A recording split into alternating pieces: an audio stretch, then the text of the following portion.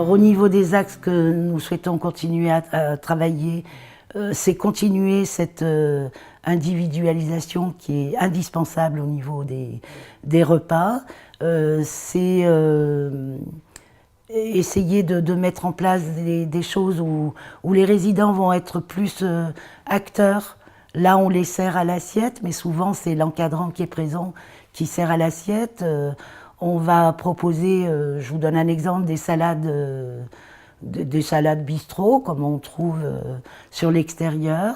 Et plutôt que tout soit mis dans le saladier, il y aura la salade, les tomates, les croûtons, le fromage, les olives.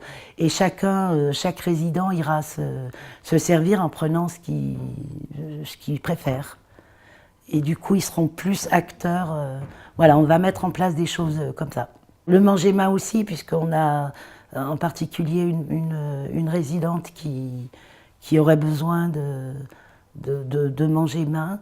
Et on a commencé, alors pour certains, les personnes qui ne mangent pas mixé, c'est plus facile, puisqu'on peut couper les légumes, les personnes peuvent attraper facilement au niveau de leurs doigts.